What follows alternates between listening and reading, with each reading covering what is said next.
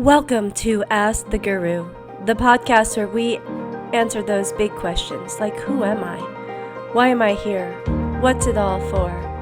Thank you so much for joining me on this quest for the answers. Hello. It's been a long time since I've done a video. I've been focusing a lot on more in-person events. You know, I do believe in the power of these connections. However, I also know that coming in person, sitting in the presence and the energy of one another can have such a profound impact. So I've been doing a lot more focus on creating opportunities to come together. And so now I'm back, and the reason I'm back is because I don't get to see all of you in those places, and it might just be distance. It might be that you're still hunkering down, nervous about, and maybe it is just feeling uncomfortable about some of the places where I hold my events, and that's not your comfort zone, that kind of thing. So I thought, I'm going to speak to everybody. As many people as I can anyways, and so then I thought, what am I going to talk about? What is it that if I had, the most important thing that I could say to you that, of course, is I pray going to benefit you in some way, because it's really all I care about. I don't really need you to just hear me, and root me on. My goal in life is to elevate you. I already am elevated. I feel good. Life is good for me. I'm super happy. But I see so many of the people that I love, you included, suffering right now. And, the suffering can be all different levels and for all different reasons, but a lot of us feel like we're stuck in it right now in some way, shape, or form, and we just don't know how to get out. And, so the first and foremost, I'm coming on to say, hey, I'm here for you. Please reach out to me. I do life coaching. I do in-person, healing sessions. These are sound healings. It could be talking. It could be, meditation. There's so many different ways that we can come together. So, if you're in that place, just reach out to me, and we'll come together and see what we can do to help elevate. I was thinking about before, some of the massive changes that have happened recently, and my life, interestingly, has been about bringing joy and healing. It's been a journey I've been on for a really long time, and when I think back to how did I end up in that place, and why am I on that path, and all of that, I don't think it was intentional. It was sort of just a very unintentional thing where that's where I landed, and grateful for it. But I don't think it was a conscious decision. I don't think that, many years ago I said, this is what I'm going to do, and boom, let me figure out a path, let me do what I need to do. I was really just trying to heal me, and I was just going towards things that felt good. And as I went towards things that felt good, the more that I started to feel good, I wanted you to feel good. And so it's just kind of the way that it works. As we start to experience the light within us, we just want to help others, guide them towards that light as well. And again, all of this now is in retrospect, looking back and seeing that's how it works. I didn't know it in the time. I just was so excited to share with others some of the healings that I had experienced, and some of the paths, and some of the ways. So I've been doing this, for like 20 something years now, doing in all sorts of different ways.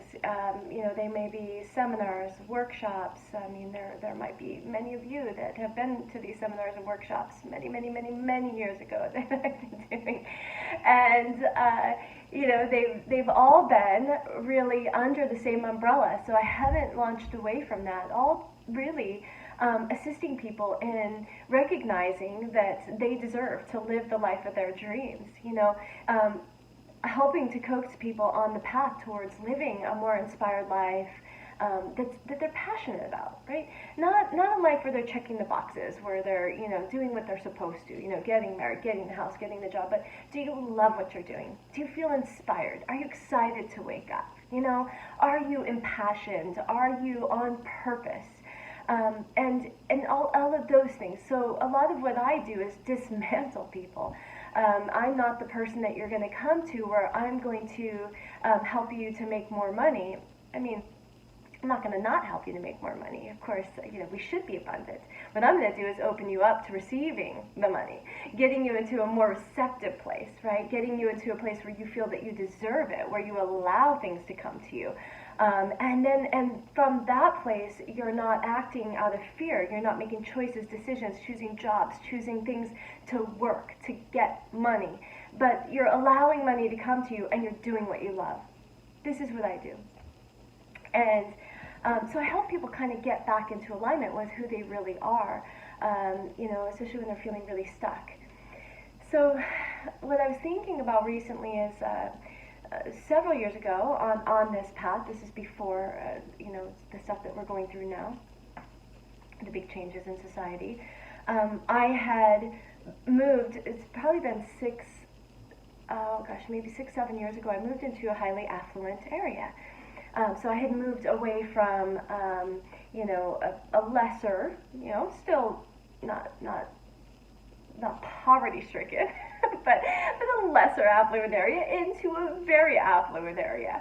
And what I noticed was, here's people that have everything. So these are the people that are doing it as society says. They've clicked all the boxes and some, right? So they are, as by society's measurements, very successful. And yet what I noticed was these people that were extremely successful by society standards were within themselves feeling lost, devoid of passion, happiness. They lost faith in a lot of ways. They were fixated on getting acceptance, their self-worth from their external environment, from needing you to tell me I'm worthy, needing, so again, that perpetuates that I got to get more because those things are fleeting. You get a new car and everybody's like, wow, you're so great, look at what you've got, and then a week later nobody cares about the car anymore, and so you've got to look for something else. And so people are constantly searching for validation externally, and which leaves a deeper void growing within them, so they start to feel more and more empty, and they acknowledge or highlight within them, in their hyper-focusedness, their flaws, the flaws that they see, that the world doesn't necessarily see, but they see. And then just fixate on those, and then that grows, and it's all they can think about, it's all, So what I was looking at is, what's that all about? What is that? How is it that, here's people that, again, have everything. And here's the other thing that I noticed that was, again, shocking to me. I don't know, shocking, but it was definitely something that was prevalent, very noticeable, was the amount of these people that were using, in the affluent area, I don't want to say these people, but the people that, lived with affluence. So they had everything they could want as far as stuff goes. And, and lifestyle and this sort of thing, that they were needing to find happiness or to soothe themselves through external means, not just, in wanting recognition or acknowledgement, but in drugs and alcohol and many of these drugs prescribed as well. So a lot of them were taking, antidepressants, and this is very normal. Pumping things into their body because they're trying to make themselves feel okay. And the reason is they're deciding that they're broken. because they must be broken, right? They've done everything. They have, to every person they meet says, oh, you're so lucky. You should be so happy. And yet they're not. So there's something wrong with them. So let me go to the doctor and let's fix this, give me something because clearly I'm broken. Instead of, no, the system's broken. We need to start looking at this system. Maybe it's not about validation from an external source. Maybe it's not about the more stuff that you have, the more comforts that you have, the higher your happiness. Maybe it's the opposite. Maybe the more that we hide under the umbrella of our stuff and desire external validation, maybe we end up in a deeper state of feeling disconnected and alone and unhappy and unloved. And so it was interesting because then, fast forward, a few years into living in this area, I'd gotten the opportunity to speak in one of these, in a gathering, these affluent people. And I was thinking about what should I speak? They'd really just given me the floor, and it was just anything I wanted to talk about. And the thing that came to me was that we need to start acknowledging that we have a massive epidemic in depression, anxiety, panic disorder, and all of these things. That something has gone wrong within our consciousness. And this is a collective consciousness that has caused us on an individual level to be feeling those things. And what is that all about? And, so again, and at that point, and this is a few years ago, this is probably in maybe 2019, at that point I grabbed all the stats, and I think the stats were 1 in 6 people were medicating in some way. And this is like 12 years and up, so these are young kids as well, right? 1 in 6 were on some sort of medication for anxiety, depression, panic disorder, those sort of things. Just feeling off. And so 1 in 6. And what we look at is the massive increase that had taken place recently. This is not something that has been consistent over the last 20 years. 20 years ago, that was not the case. That number has risen 400% over the last 20 years. So if we go back 20 years ago, what was different? And if we look back then, what's really interesting is we had far less comforts. We had far less, technological, advances that we would look at and praise. And so we didn't have, the internet wasn't as prevalent. You weren't able to get on your phone and have food delivered, in 5 seconds, through Uber Eats or grab an Uber. I mean, our comforts levels have risen extremely. I mean, anything that we need, want, desire, we don't need to need, want, or desire it for long before we can answer that question, and especially in affluent areas, right?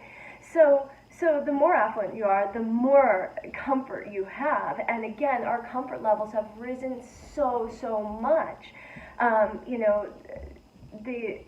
The length of time from desire to realization has shortened, and this is because of things like the internet and this ability to reach you in such a massive way, and to go on and get the answers, to Google, not have to think anymore.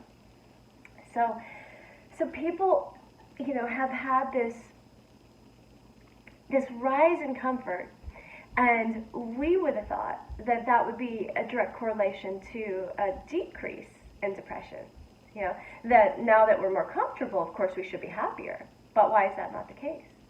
It seems the opposite. It seems the higher we elevate the comfort levels, that actually we're getting more and more depressed and more anxious. The more that we're able to meet our needs, and have a whim answered as quickly as possible, so we don't have to long for it, we don't have to resolve it, we don't have to work it out, we don't have to do anything, it's just there.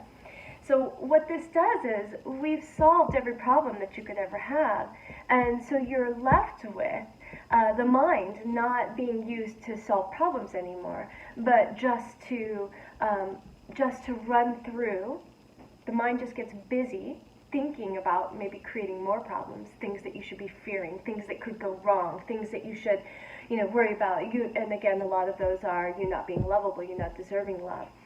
Since you're waking up and you don't necessarily have a purpose, you're maybe serving a purpose in a job. You're showing up and you're doing something for 8 hours, but a lot of people that are showing up to work, and I think they said, oh my gosh, I think it's somewhere around 80%. I mean, it's a massive number of people that feel that they're replaceable at their jobs.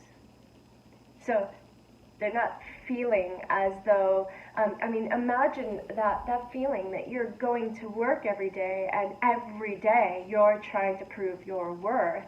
So you're being reminded that you have really no true purpose. I mean, you're just that person that's, they could get a computer or a robot to do your job eventually, or train somebody else and they can do your job. You don't feel as an individual that you have a unique purpose, that you matter.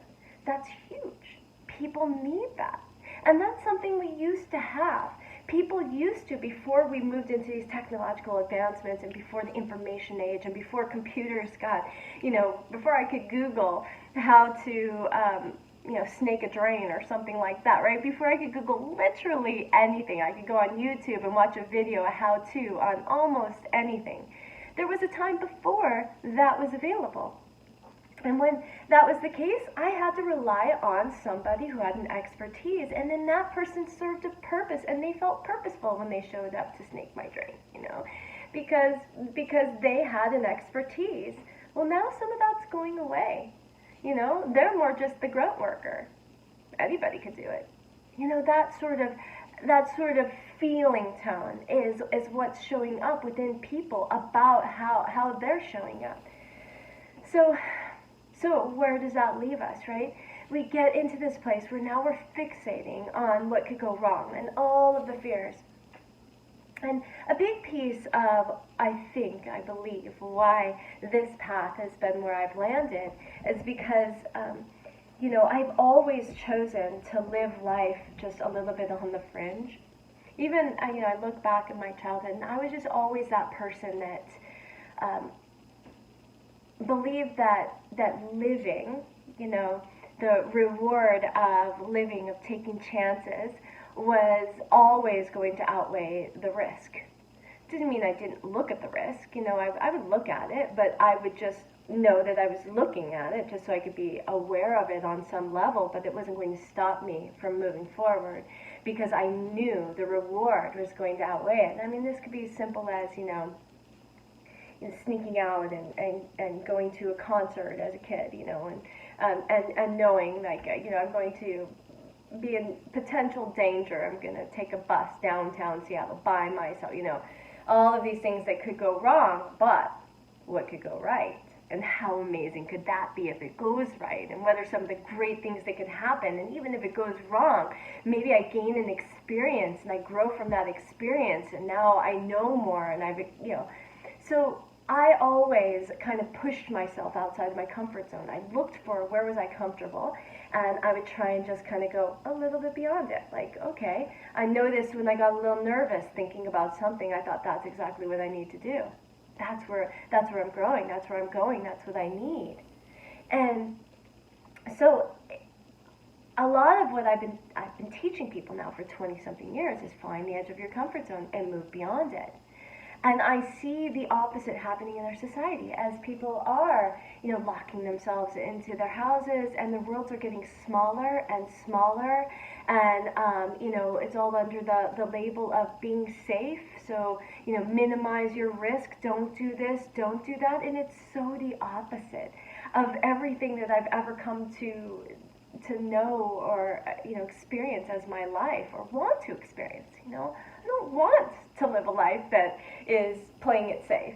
I want to live a life where I don't know what to expect tomorrow. I love that. I love the unexpected, the what could happen tomorrow, and this could be amazing, and what if this happens, and I remember my first time going to New York, and that was it. I put all my bags into my room and come out, and I'm standing in Times Square, and I'm like, okay, anything can happen. What now? And I love that feeling. I love that feeling of changing up my scenery, opening up my possibilities, taking chances.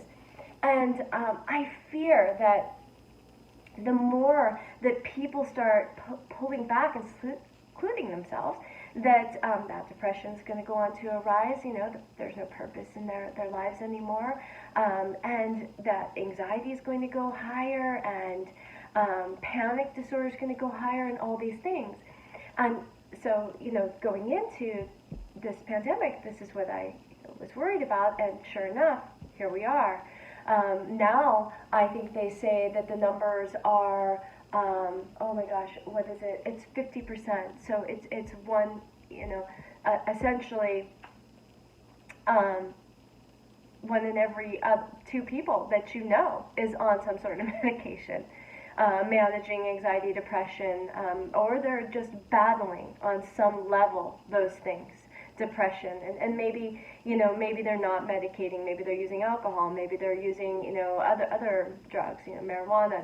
There's so many different ways nowadays that we can medicate and soothe, and it might be food that they're soothing with. It might be we soothe with external things. It might be this. It might be Facebook, Instagram, social media they're soothing with. So.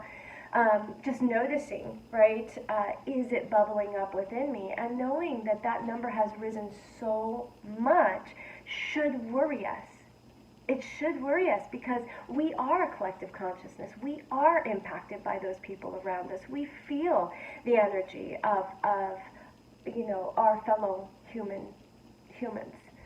So I know this has gone on forever and ever, this conversation, and I just thought, hopefully in some way, shape, or form, this might assist you, and if you want to, you can always reach out to me. I am here, and I would love to talk to you. You could, point out events I have coming up. I do retreats. I have 2 retreats coming up, one in May to Nicaragua, and I have one in November coming up to Please note that all of those retreats I mentioned, those are in the past. However, I'm always doing events and retreats, so you can find my more current events on my website at debbiedixon.net. And also on my website, you can find just some positive messages and maybe even drop me a note. Just send me an email. Tell me how you're doing. And please, always, as always, remember that you are loved. And I hope that you have an amazing day today. See you soon.